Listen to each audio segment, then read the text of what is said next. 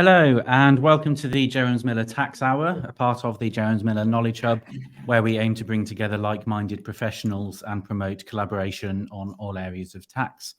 I'm your host, Nick Wright, a director of Jerroms Miller Specialist Tax, and I'm absolutely delighted to say that I'm joined by two specialists in the area. We're talking about VAT on private school fees today. So, well, I'm excited for two reasons of who I'm introducing. Firstly, we've got Daphne Hemingway, and we've just taken Daphne on as a director, and we can now finally say that Jerroms Miller is able to offer VAT specialist expertise in-house.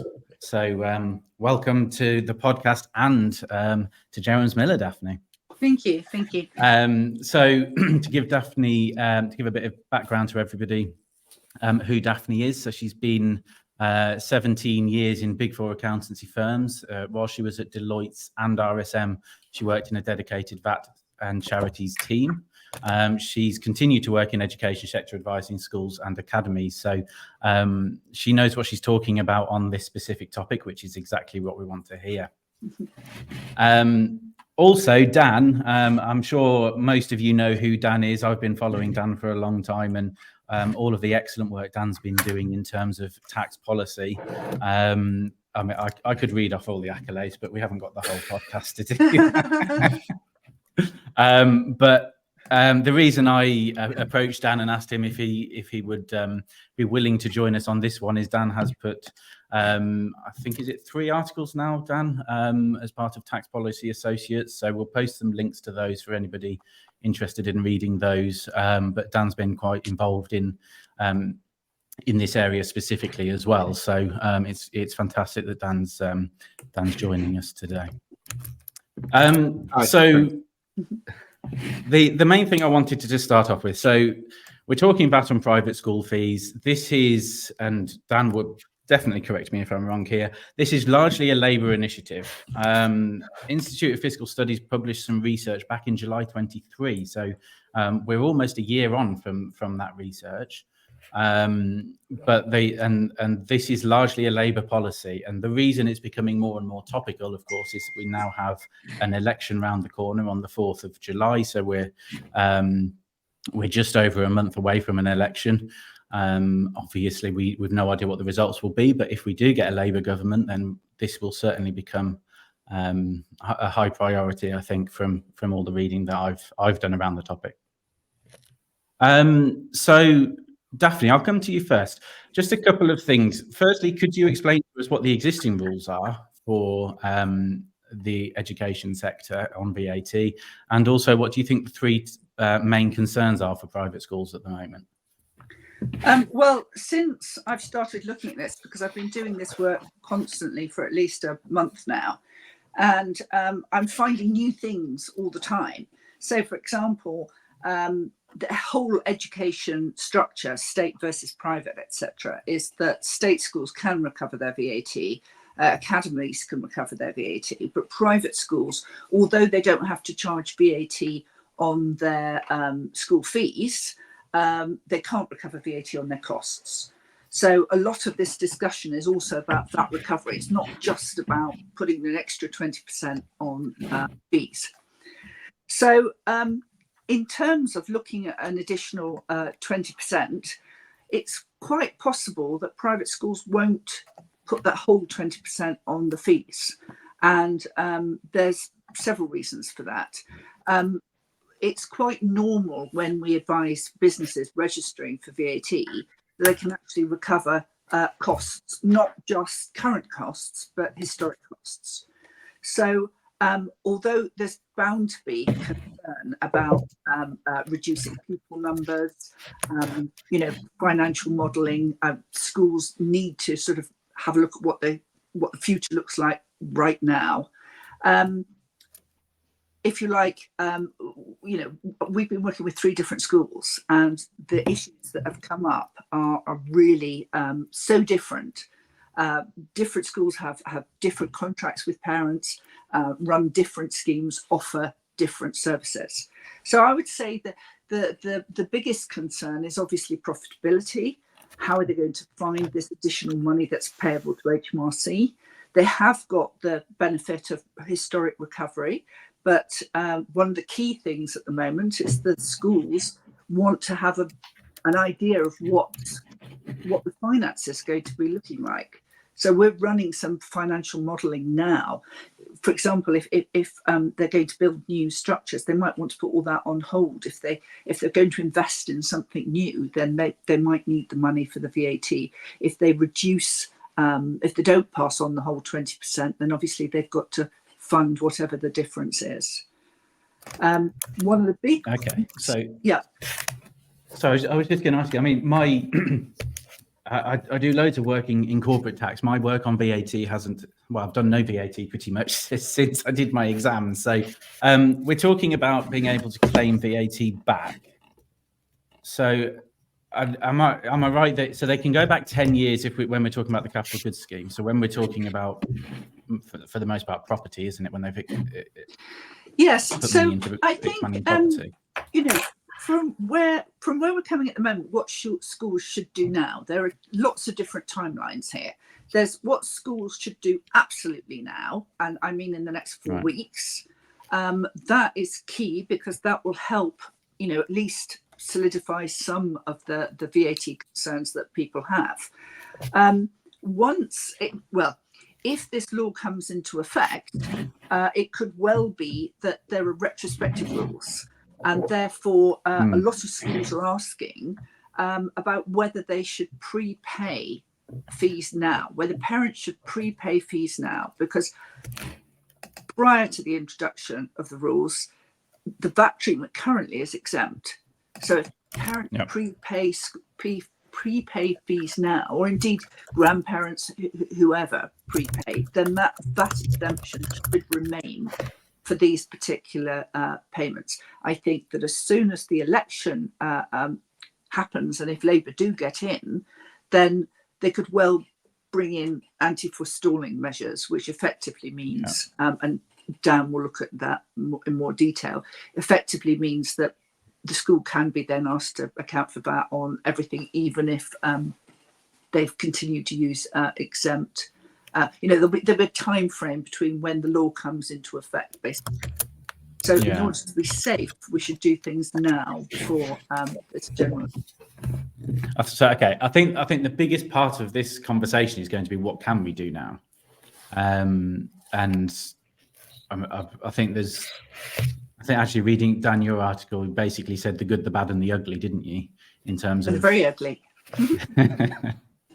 The point is, and I think we're all on the same page here, that we're all about tax mitigation. Can you mitigate the tax as the legislation is written? We're not about tax avoidance. And when you start talking about planning, obviously we're looking at the very fine line that, yes, we want to mitigate tax in a way that Parliament intended and as allowed by legislation. And so what can we do that actually is genuine tax mitigation, not what would potentially fall foul of tax avoidance, and therefore is, if nothing else, unethical.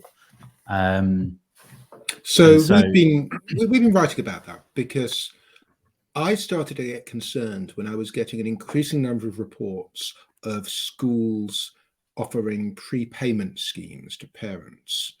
Yeah.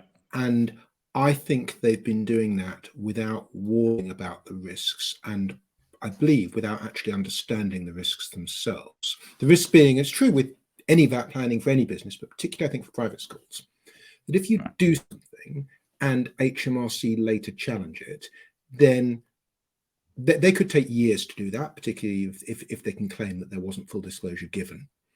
At the point that they challenge and your internal review fails, you will have to pay the VAT up front. It's not like direct tax where things can go on for years. You only have to pay right at the end. You'll have to pay the VAT up front, and then, if you choose, launch an appeal. But for a private school, where typically the margins are very thin, will you be able to afford to pay potentially years of disputed VAT up front? Probably not. Will you be able to recover it from the parents? I mean, legally, can you? Well, it's not clear to me that the terms have been drawn up necessarily let you. Would parents be able to get out of that contractually by saying that they weren't properly warned? And are you actually even just as a practical matter, able to get the money from parents if the kids have left school, maybe the parents are overseas. These are difficult issues. And a starting point with any tax planning, from the most innocuous to the most aggressive, is what happens if this goes wrong? What does the worst case scenario look like? Where does the liability fall? And can we cope with it? And it seemed to me that many private schools have not been thinking like that and have been getting themselves in a position that could go quite badly wrong. Yes. So absolutely. I think I know Jerroms have got a couple of schools that they act for, or that I know of anyway. So margins are certainly an issue, aren't they? And when we're talking about cash flows, a really good point, Dan, because all the work I do is you do an inquiry, and then that inquiry might go on for 4 years or something, and no cash has yet had to be paid out. Whereas actually we're now talking, do they have 4 years? HMRC could potentially look back. If they were to raise an inquiry, they've got a 4-year inquiry window. So we could be talking about 4 tax years by which time your parents are totally different. Absolutely. And yes, it's a bit of a mess. I think it's interesting because obviously I've been doing so much research on this and reading various articles, and there's a lot of differing opinions. There's a lot of different opinions. But one of the things I would say, which is what echoing what Dan is saying, is that this isn't just about making a prepayment and it's okay because it now means it's going to be exempt, which is the basic VAT rule, is that if you pay something now, it would be exempt. But if we look at the legal position, and that's where Dan and I agree, is that the clauses that the school has in its current contracts are just not sufficient. I've been looking at various contracts, but we've got colleagues where people have got kids in private school, and they forwarded me their contract with their school, and they're saying, "Oh, is that covered?" And I'm saying, "No, it's not. It's not. This school has taken advice, and it's done something, but it's not sufficient." And I think the point as well is that, okay, we might make prepayments. Parents might make prepayments, and that school then has that income, and it's saying it's exempt. But if the contracts aren't sufficient, then it won't stay exempt. It's not a question of whether it's a prepayment or not. It's just not been made in the right way. I've seen things about prepayments going into a different company to be held as deposits. These are sort of things that if you don't live in VAT land, you think, oh, that's fine.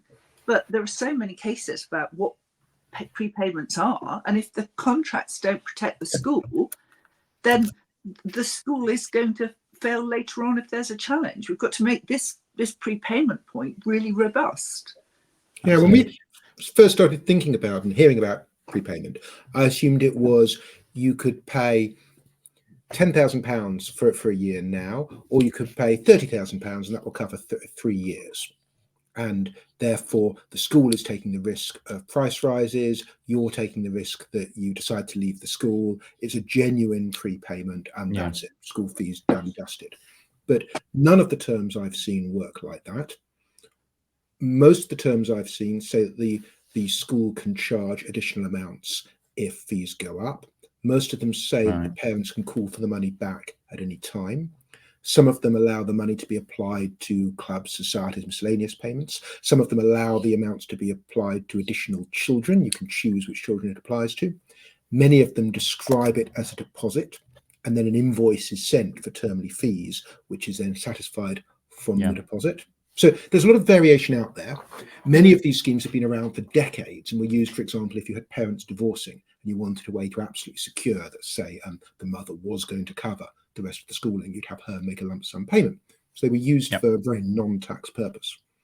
And now when people are using that same provision, when there's now a tax benefit from it, it should be looked at again. But I think in many cases it hasn't been. And there's some schools adopting prepayment schemes for the first time, clearly for a VAT purpose, but it's not clear to me where the advice is coming from or that the advice is being properly hedged. And a good rule of tax advice is if the tax advice doesn't cover the risks, then it's not good tax advice. Absolutely. Apologies if I've offended any tax advisors on the call, but there is an absence of discussions of risk. The one risk that people do discuss, and schools are upfront about, is the risk of retrospective change in law, and we should maybe come to that. But that is just one risk. The other risk, which is somewhere between significant and possible, depending on how the terms work, is the risk that VAT is introduced in private school fees. There's no retrospection, but nevertheless, on a correct application of standard VAT principles, the time of supply is not when the prepayment was made, but it's at some later point, for example, the start of each term, when the invoices are sent out. So that's actually, we've had quite a few comments come in, so I'm just going to kind of go through a few of these, and a lot of them are on the prepayment. So Gary said, are prepaid fees just a deposit for future services? And I think effectively that's what you were saying, Dan, is there's a lot of varieties of what prepayments are currently being made. So how do we ensure, well, this isn't really a question for the podcast really, but if you're going to do prepayments, and let's suppose for the time being that we assume that a prepayment does indeed ensure that we can prepay, the VAT rules come in and we're genuinely not having to pay VAT on that prepayment, it still needs to be very, very, very carefully looked at by a legal team to make sure that this does actually constitute a prepayment. Yeah, and in a sense, you're in a slightly tricky position, because the more carefully you look at it and insert specific provisions, that the easier it may be for HMRC to say that it was all done for a somewhat artificial purpose. I'd say more important than, or maybe as important as technically how it works, is making sure the school is in a position to sort itself financially if it goes wrong. So, for example, don't take too many years prepayments up front. Make sure that you're always going to have funds to pay the VAT if you need to. And that may not be possible with prepayments of more than a year. It may be that you cannot properly financially protect yourself against the risk of being asked to pay the VAT up front. And if that's the case, it seems to me it's not advisable for schools to participate in these schemes. Yeah, I mean, the other thing, and as a slight aside, I mean, school fees have been under, I'm going to use the word spotlight, because no pun intended, but they have been under the spotlight for at least 12 months, because we've had Spotlight 62 from HMRC on school fee planning. It's not a VAT point, but we've had, there have always been these schemes of how do parents fund school fee payments. And we're talking about, go ahead, if you can prepay the fees, then you'll potentially not have this VAT issue up front. However, a lot of parents are going to struggle to do anything more than maybe a year's prepayment, I'm assuming. And so we're still in the same problem of what do we do about the VAT? Can I just jump in there? I think that the options available to private schools are you do absolutely nothing, Labour potentially get in and introduce charges, so all fees will now be subject to VAT. If you have parents prepay now, there is I would say a good chance that if those payments are made prior to the election and you've got sufficient clauses in your parent school contract that protects both the parent, but more importantly, the school. I say that because obviously the liability, if it's questioned later, up to 4 years later, it's going to be the school that has to pay it. And as Dan was saying, trying to get hold of the parents like 4 years later, they're going to be different parents. But the point being is that, as a VAT specialist, I've seen so many cases where prepayments are made and provided both of the parties are contractually covered for that, then it does work. This isn't brand new for schools. One of the points that I thought was quite interesting is that obviously if they pay based on current fees now, this aspect of being able to recover VAT. So another thing that I'm doing with the schools I'm advising now is looking at their retrospective VAT recovery. And that's not contentious. Any business that registers, you can recover VAT historically.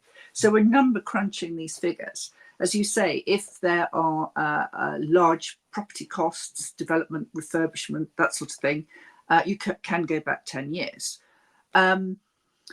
So being in a position where, so for example, one of the schools I'm advising is looking at getting 1.8 million back on its first VAT return. So on that basis, it could actually then change the net school fee price because it's got this extra money coming in. Now, if that's the case and it decides to do that by December, then you've got the parents that have prepaid on a higher amount. Whether that's adjusted later, I don't know easily enough. But the point is that it's a moving feast. And so I think the schools really need to be doing financial modelling now.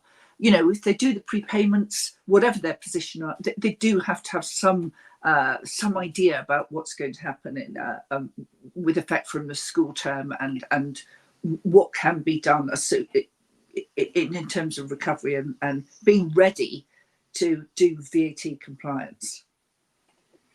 Yeah, so I think that's the one. Whilst you were talking, I was thinking, okay, so let's say the VAT rules come in and they can have a massive reclaim on their first VAT return. Maybe. They're going to have to spread that in some way, aren't they? Because we're saying kind of the net cost. So if you're paying £10,000 at the moment, you charge VAT, now it's 12,000. They're not necessarily going to have to charge the full 12,000 because they can recover some of their VAT on expenses now. So the net effect, I think from some of the reading I was doing, is more like 15%, but I don't think there's any specific research happened in terms of the exact figures. I've heard from a few schools, and 15% seems to be what most people are expecting. Right. But I don't think many schools have done really detailed modelling, and this is all quite new to them. No, indeed. Yeah. Indeed. I think I've been looking at what I call a complex school and a less complex school. And what's interesting is it's got nothing to do with the size of the school. So if, for example, you have boarding facilities, there's the whole question that we haven't looked at yet, is whether the boarding aspect can still be treated as exempt. So when we, if that is introduced on the actual fee element, does that mean that that's going to cover the boarding fees as well? That's quite possible. I think the Institute of Fiscal Studies wrote the report have included VAT on boarding fees as part of, saying how much money is going to be generated from this change. But, again, from a VAT specialist point of view, and looking at all sorts of other cases, what we're saying is that if they go to the boarding school, then it's going to be 20% more expensive than it was. But if you use the premises across the road from the school, that, the kids can all stay there, then it stays exempt. You can't really have this distortion whereby you have exactly the same accommodation, but one's going to be VATable and one's not. And I know that in some cases, schools do actually let out the boarding accommodation outside of school time. So this connection with it's closely related to school fees. Yes, the predominant use is going to be boarding the kids, but during the school lifetime, the actual year, a lot of that accommodation is actually let to third parties and nothing to do with school fees at all. So when we come to unbundling what can be treated as taxable and potentially exempt, that there are opportunities for schools to look at reducing the VAT amount that they need to pay. Applies has numerous disputes, endless case law, and again, how as a school can you deal with the risk of that? Tempting as it may be to unbundle, quote unquote, your boarding or other services and apply no VAT to that part. What happens if HMRC come knocking in a few years' time? So I think there's realistically three ways this goes. One way is that Labour explicitly tax boarding, and maybe this is the best way to do it, so that there isn't uncertainty. Another is that they rely on general principles, but HMRC comes out with guidance, with a big "here be dragons" warning if you go outside the guidance. And the third, which would be very unfortunate, I think, is if the legislation is silent, HMRC say nothing, and then some schools decide to take positions on this without putting reserves aside to cover the VAT if it's challenged. That seems to me a big mistake. I think the I was technical going to say position that would be a massive depends on mistake, wouldn't it? I think so. The technical Yeah. position will depend on a whole bunch of different factors.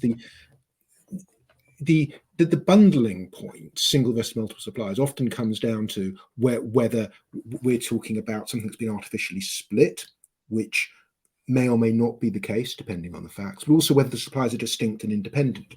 Here, it's a weird kind of one-way dependency, that you can buy the school education without the boarding in most cases, but you can rarely buy the boarding without school fees. Where would a court come down on that? Don't know. Should you bet the school's finances it comes down a particular way? I wouldn't. No. Yeah, but another example Yes. is something like the school bus.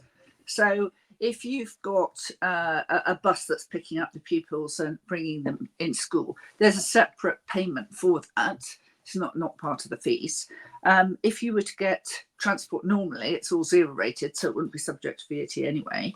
But again, if we're saying that the bus that gets them from home to school is part of the school fees and therefore subject to VAT, then it's almost like, outsource it or get somebody else to do it, because transport is zero rated for everybody. So yeah, that's correct. That if parents contracted with an outside bus company, then that would be zero rated.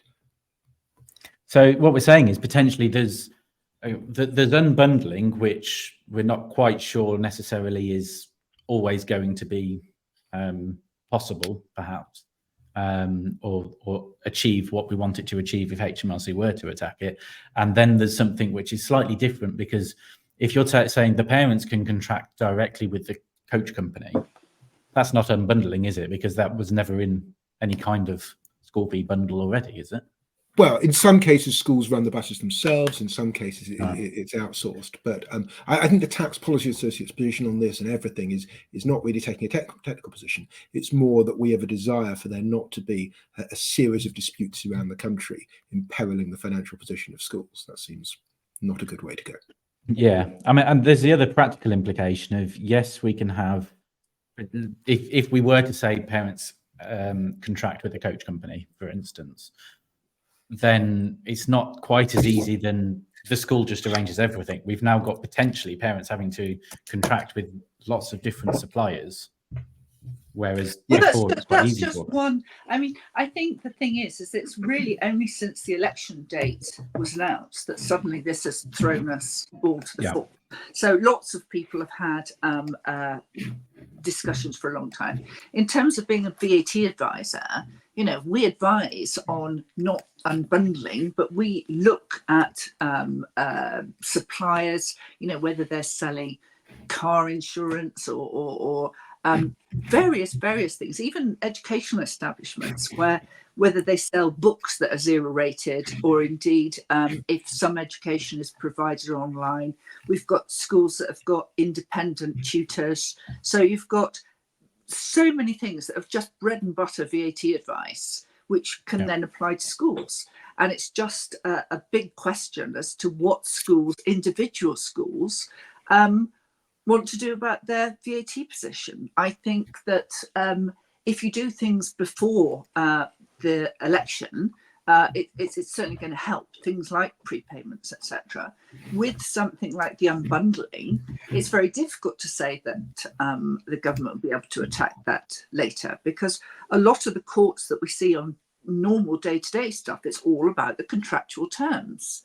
If effectively the school says, instead of us running our bus anymore, we're going to get someone else to do it for you, take the contract away, and that is properly outside of the school, then it will remain zero rated. But you can't construct things that aren't supported by legal contracts. I think that's the whole point with so much of this, is that the schools are introducing things and aren't really covering their own positions. Should something later go, it's not clear, how. Yeah, I just want to come on to some of the comments. So just looking at a few of the comments we've had. Carol, you mentioned a while ago. I'm going to put this one on screen if that's okay with you. From which date do we think VAT will become chargeable? Good question. I don't think we. That is a great because, question. well, the first Yeah, thing, it's a great question. So, I think the point. Sorry, Dan, you carry on. no, go on. No, I was just going to say I'll just put my we're list talking in about and then- VAT. Exactly. No, it's fine because I think Dan will be able to help me if I say what my position is with this. I think the thing is that if the Labour government is formed, then any legislation will take time to have it drafted. It won't be available on day one. Obviously, if people are making prepayments, that might spill over after 4 July. Yeah, schools don't do much until September when the normal fees are asked for, invoiced, etc. It could well be that December there's still no real VAT legislation in place. So what we've been talking about, and indeed you will see in the press, is what they call anti-forestalling measures. And that means effectively that the government is trying to protect themselves so that from the election day until the law is in place, that law can then say, that's not the law from today. That isn't coming into play on the 1st of December. It's going backwards. And it's a question of how far back it can go. And in terms of, we don't really have precedent for this particular situation. We don't know whether, you've got a position where schools have never been within the VAT regime and now are coming into the VAT regime, whether the government's going to think, well, look, you can't just take all these kids out of school now. Should we allow some period of time so that, for example, you've got to give a term's notice to leave. So is there a term in which you can have continue to have exemption? It's all about, if you like, the generosity of a potential Labour government. The other thing I would say is that prepayments prior to the government, at the moment, Labour aren't in power. So it's like it's still an unknown. We don't know what's going to happen. So can Labour go back before the election date? And indeed they can. It's just that would be highly controversial. So in terms of making a prepayment now before the election date, I still think that's a good thing to do. Sorry. Yeah, I think the whole point about generally good tax policy is that the tax system is fair, isn't it? And so I agree with your point. It would be very. I try to never use the F word myself. What I think fair isn't what you think is fair, isn't what the Telegraph thinks fair, isn't what the Guardian thinks is fair. So. No. Yes. A good point.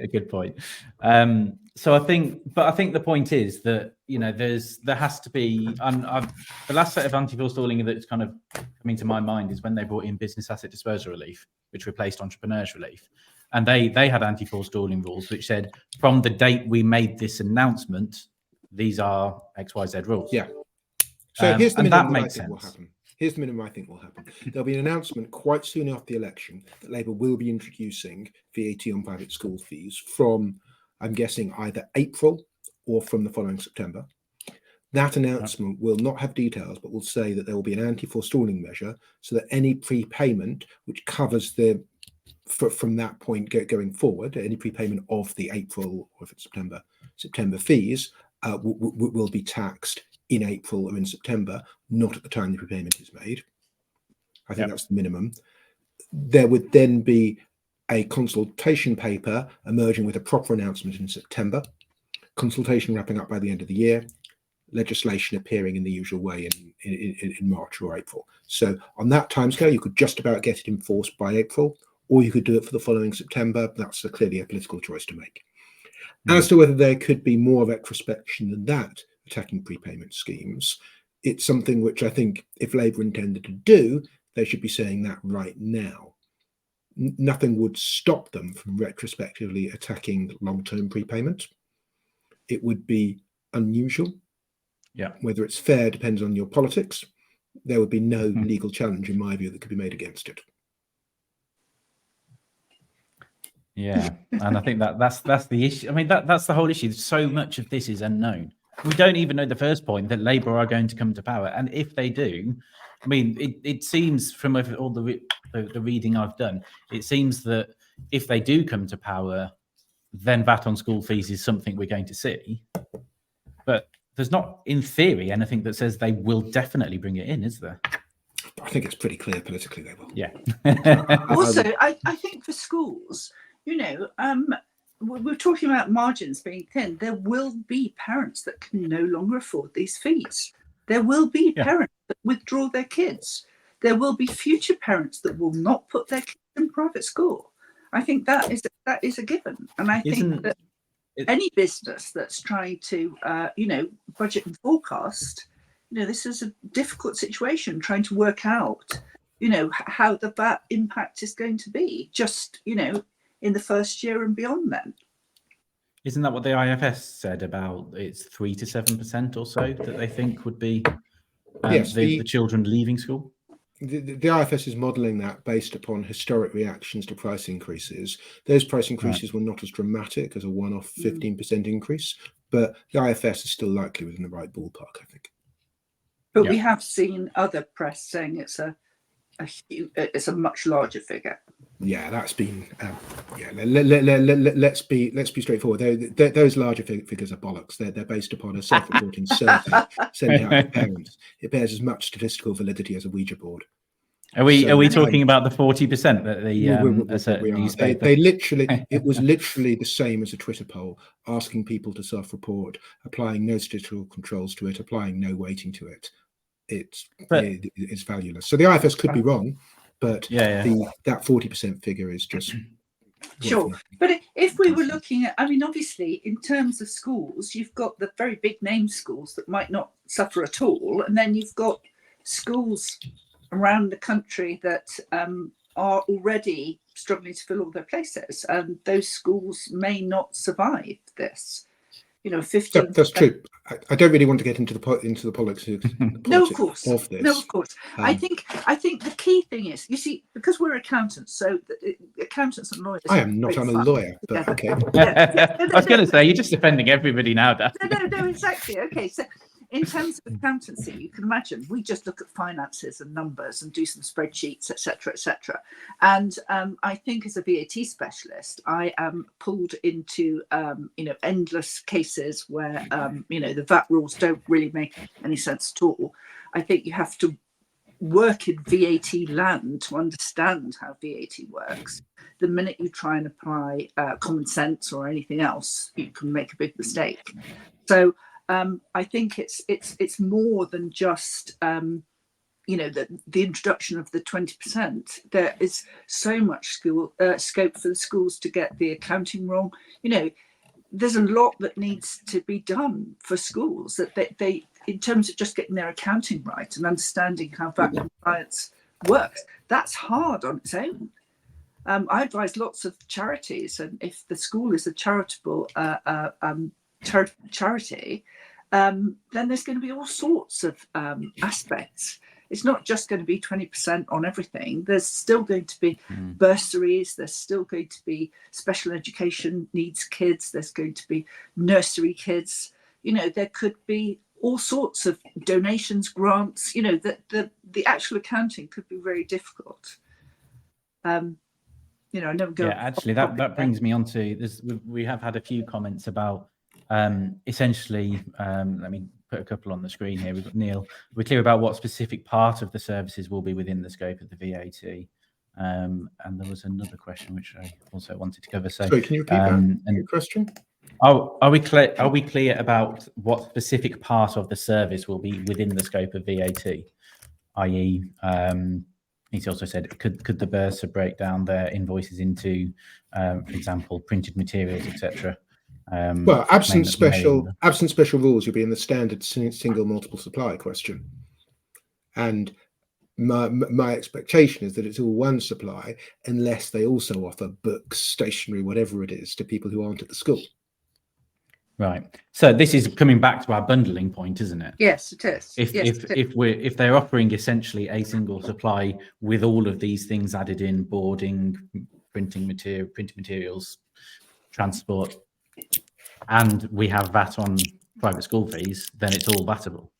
That's what we're saying, isn't it? Yeah, I mean, our arguments about prepayment are unusual. There's one big case, the Bupa case, where so it's just like the CJEU case on Bupa's attempt to make a large prepayment to get round a VAT change by the 1997 Labour government, and Right. Bupa lost. But that's unusual. On the other hand, single multiple suppliers cases are common as dirt. Any old HMRC inspector is going to feel happy to run one. So breaking down an invoice like that and expecting different VAT treatment on everything, big red flag. But having said that, that's not impossible to do. It's not impossible to say. I mean, for example, I mean, obviously we haven't. A lot of VAT people are looking at various structures, but that's what we do. We look at various structures. So if you outsource everything, for example, so all your books, your bus, the boarding, all the exempt part, they're exempt because it's not part of the school fees. I mean, I know before school takes a position like that, they need to know that if it goes wrong, they've got the money to cover it. Yes, and with small things like stationery, I'm guessing many of them could. With something big like boarding, that sounds punchy. Yeah, no, I do agree. And I think that it's down to the contracts. I mean, a lot of schools, one of the schools I'm advising now has got several different companies. So it's not necessarily all coming from the school itself. If it's a charity, the school itself with the fees, there could be other companies providing different services that aren't attached to the fees. It doesn't necessarily make a difference, but there's lots of case law on this. The Peter Jenkins question, yeah, I mean, I think he's right about the composite supply point. The problem with adding a clause so the VAT is charged. So schools are generally warning parents about the risk of retrospective legislation. Yep. None of them that I've seen have warned about challenges under standard principles. Would then a school be able to enforce a clause like this against a parent, or could the parent argue that the clause was unreasonable and is unenforceable? Query. You should definitely be getting advice on that if you're putting together a clause like this. And then you've got the practical difficulties of finding the parents. Do you really want to be chasing parents and getting money from this? It just sounds like a really bad idea to me. No, I agree. It does sound like this is potentially going to get very messy if you're not very, very careful with what you're doing. I remember when I was a trainee, I think in 1998, I accompanied a partner to a meeting with a client who was considering a tax avoidance scheme. And this was at the time when tax avoidance schemes weren't a laughingstock, and companies and banks did them on a regular basis.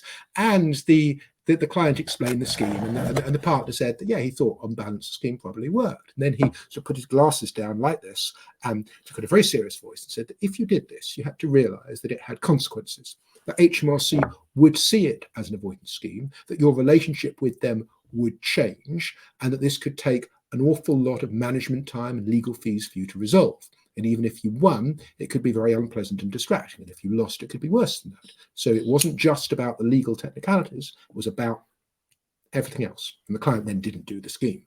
And I fear that conversation has been lacking from those schools that have been putting these prepayment schemes together.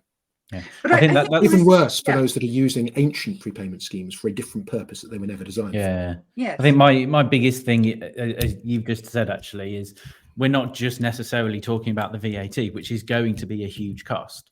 If it's avoidance, and if HMRC deems it to be particularly aggressive avoidance, we're talking probably double the cost because they're going to charge 100% penalty. So the reserve that schools are going to need to make could be quite significant.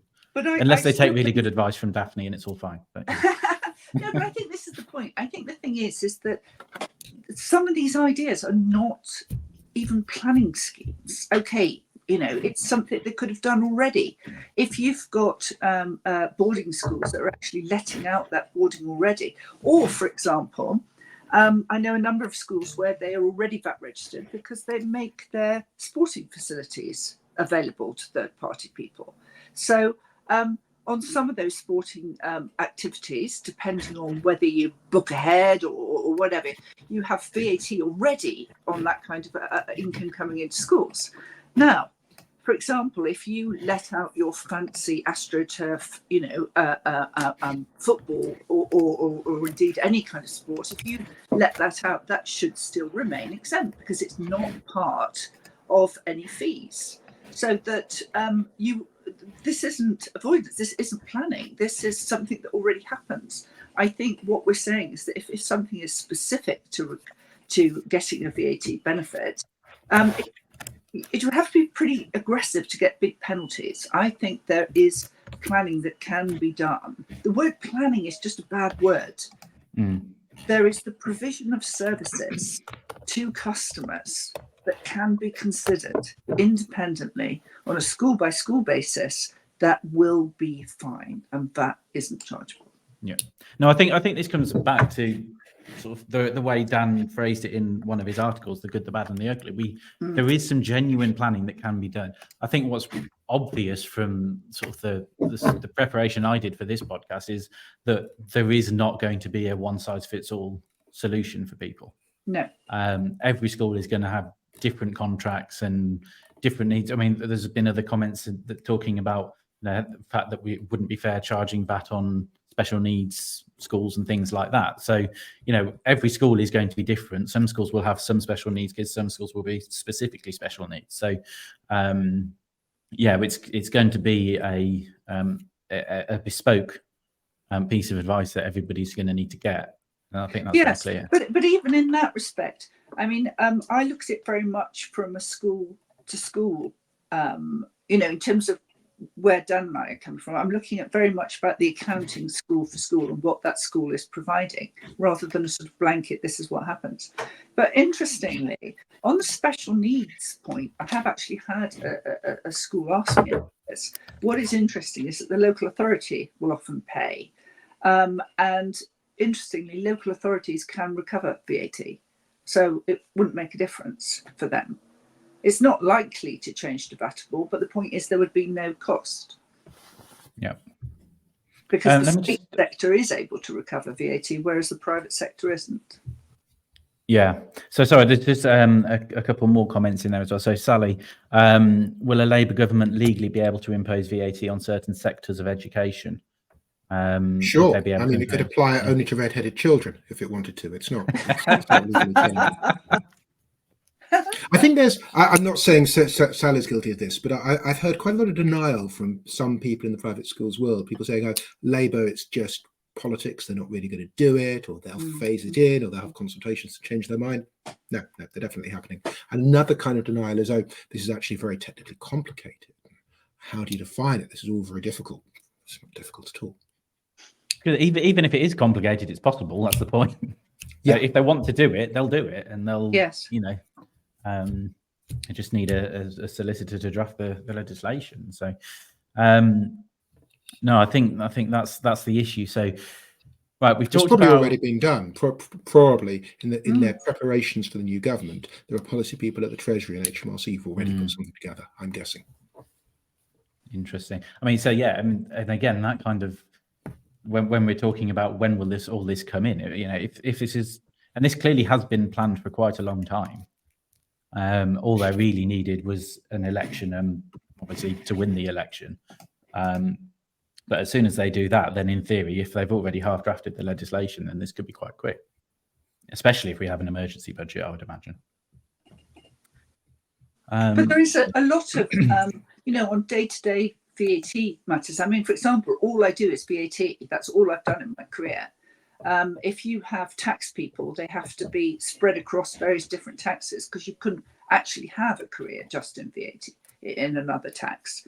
So we know VAT is complex, because I wouldn't have a job if everyone could work it out.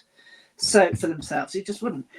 So the point is that it is more of, if the legislation comes in, is it going to cover every aspect? I mean, if it comes in and says you will charge VAT on boarding school fees, which it could do, then it's going to be difficult to say that VAT isn't chargeable on boarding school fees. But if a school was to just look across the road to get someone else, outsource to someone else, then it's exempt again. So it's not quite as straightforward as bringing the VAT law in. VAT's chargeable on absolutely everything. There are ways around it.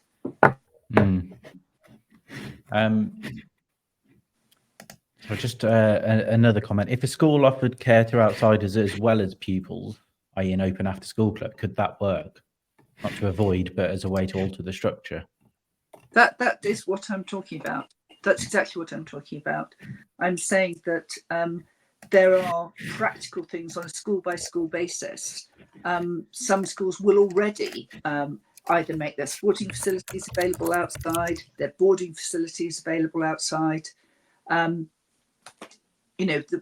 talking about after school clubs. Again, if a different supplier provides that, it's going to be exempt. It's all about the attachment to the fees. If they're separate fees, separate charges. I think the question that the lady, I can't remember who asked it, but said, can the bursar just invoice it separately? Well, no, but if it is truly separate, then it will stay exempt. I would be really cautious with this stuff. It's going to be an absolute political hot potato.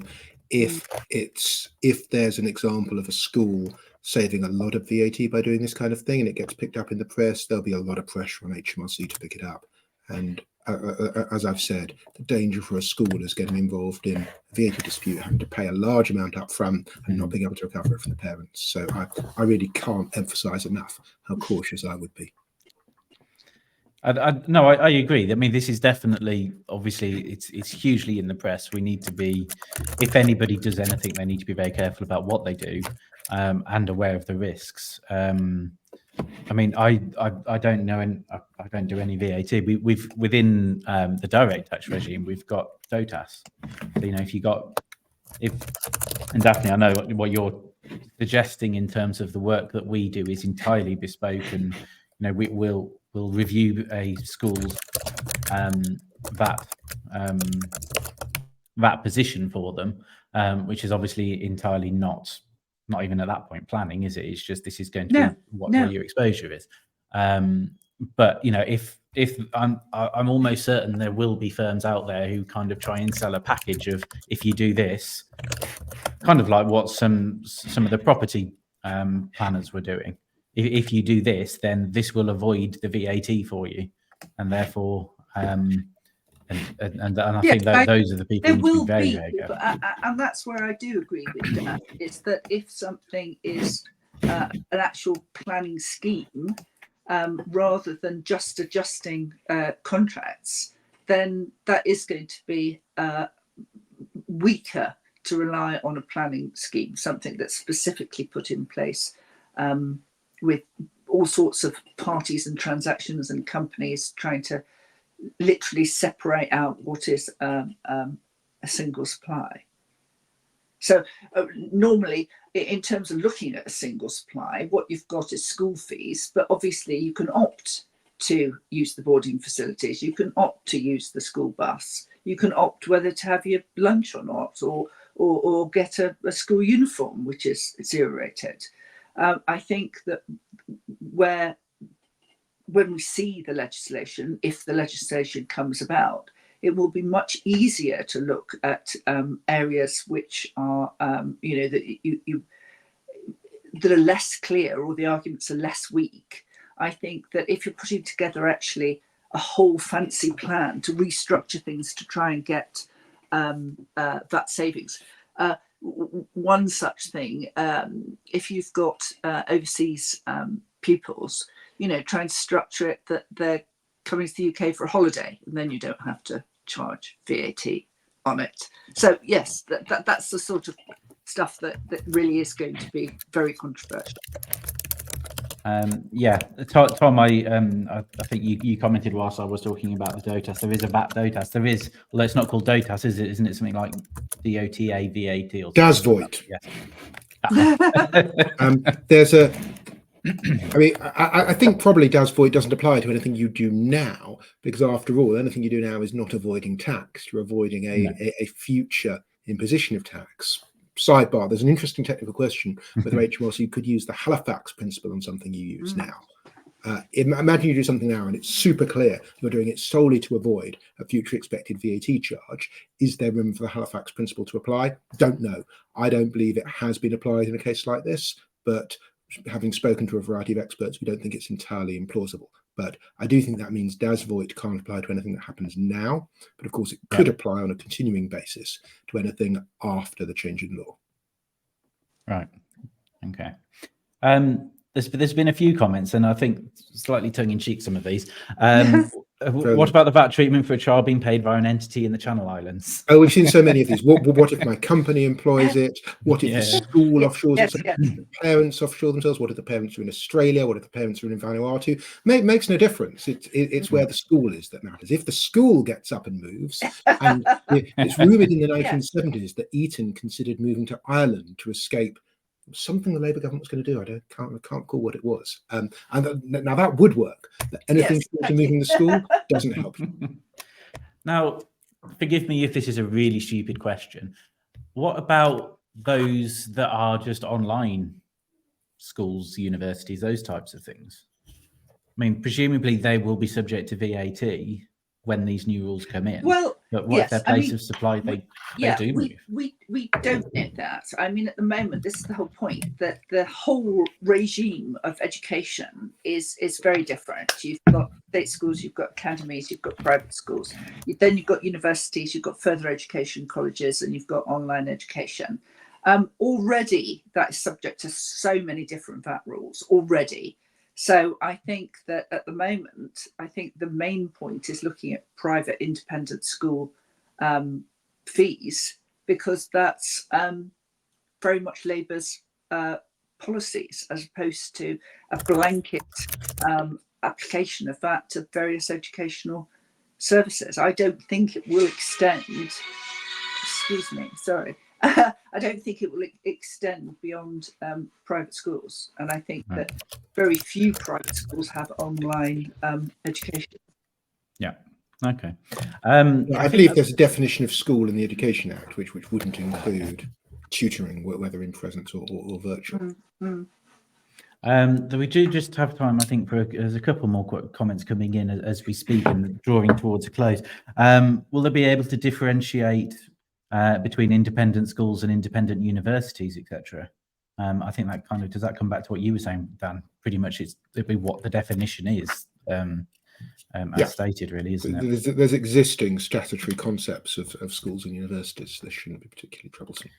And I think we are going to have to leave it on the last couple. But if a VAT registered company sponsors a child, could they recover the VAT that a school charged? Well, I think no, because it doesn't matter who pays, who's the service to. The service is to the child, to the parents. There's VAT on that. I suspect, just as you mentioned Spotlight 62 earlier, that was an unusual spotlight, because it wasn't saying here's a really complicated avoidance scheme. It was saying people are just ignoring the rules and funneling money through grandparents, from parents to grandparents to schools, and claiming this escapes it. And we investigated some of them. HMRC then put out Spotlight 62. I'm sure there will be more of that, more dodginess, some of which is going to shade into criminality. As an attempt to get round the VAT. None of that stuff's going to work. No, not at all. I'm just going to show one last one, because Dan, I think you have actually covered this in one of your articles, and for everybody wanting to see Dan's articles, we'll put some in the links to those in the description when this is published as well. So, but Nick says, what's stopping a teacher from offering their services directly to parents, and they rent the school classroom?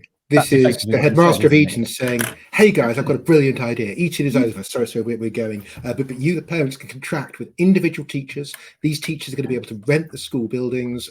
Congratulations. Here are the 32 teachers you're going to have to contract with independently. No, we're not responsible if any of them disappear, run off, or behave badly. It just wouldn't, at that level, it wouldn't work. If we're talking about tutors, well, that would work, and even if you had VAT on individual tutors, I suspect few of them would go above the soon-to-be £90,000 VAT registration threshold. So can you individually send your child to a state school and then hire tutors for them and escape VAT? Sure, go ahead. Can you fragment a school into a series of tutors? Yeah, I don't think so. Yeah, I'd like to see absolutely. someone try, just because the case law will be entertaining. But No, but I mean, there are circumstances. It depends on what the schools are doing now. So, for example, you do have music lessons, you can have cricket lessons, you can have all sorts of things within schools that will stay exempt, because if you've got, someone providing that extra service, it's not the school providing it, might be on the premises, there might be all sorts of things. It's down to what the contracts are. absolutely, if it's someone from outside the school. Yes. If it's someone from outside the school who's always been providing football lessons, music lessons, and they continue doing that, of course the VAT on that won't change. If on the other hand it's the school doing it, yes, they're independent, but they come in and the school's historically been invoicing it, and now you change it, it's getting a little bit more difficult. Absolutely. Okay. Well, that brings us to an hour, and all I can say is thank you both for joining me. We've had loads of comments, loads of interaction, which has been fantastic. That's what I'm always pushing for: interaction, collaboration between all professionals in these types of things, because this one especially is a really topical and interesting conversation. So thank you very much, both of you, for joining me.